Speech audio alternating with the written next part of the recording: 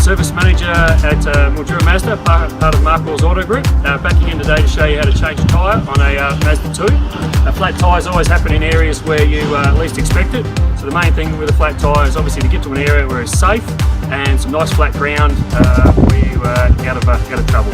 So first things first, spare all Mazdas will be in the back. There are some earlier models, spares are underneath, but nowadays all spare tyres are located in the back of the vehicle. So most of it just under the basic cover here, and you always have a kit which will have a wheel brace and a few other little bits of tools in there, and the spare tyre, which are nowadays quite a small temporary spare tyre. Have the benefits of being small, you have more cargo space, and they're a lot lighter, so they save you on fuel. Very basic. So all we need to do is either crack that with the fingers there, or the hexagon nut on top will match the size of the wheel brace, and you should be able to undo that if you cannot do it by your fingers.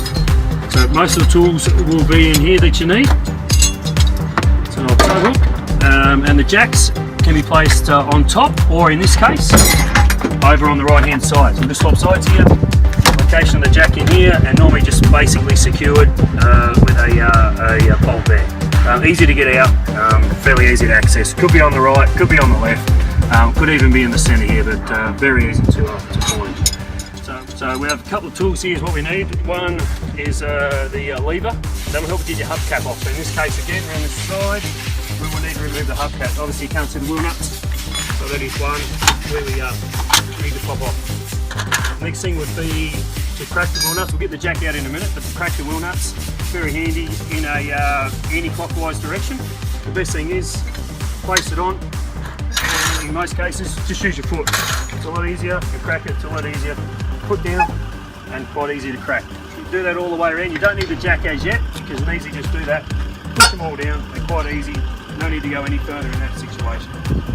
Alright, with the jack out, there are some jacking points underneath the vehicle on the front and the rear. There is a slot in the jack, and then we place under the seal panel. Tag out, getting under the vehicle, but it's just about, you can wind it up by hand, and it'll find its way underneath the seal panel here. Sometimes there's a couple of tags underneath for a location, but anywhere along the back here close to the rear wheel would be okay. You can see that vehicle going up now.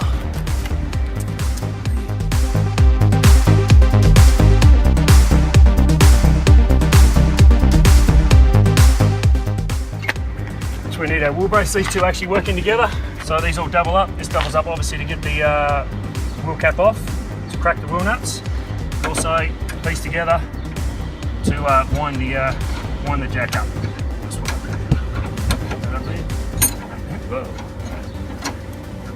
And just use it basically just to wind up like that. And then we can finish taking the wheel nuts off and remove the wheel. What you can do when you do actually remove the wheel, place it in under the vehicle, because it's a lot, if the jack happens to sort of go down on you or any sort of failure, which they shouldn't, they're pretty safe, just a precautionary measure. Take the wheel off, slide it in under the vehicle, that way you're safe. If it happens to come down, it's not going to come down on you while you're working on the vehicle. Remove the spare, pop the spare out, and it's very easy, just two hands, slide it on, very easy. They're very light, the space savers, and they're very easy to move around, a lot easier than moving the large steel wheel.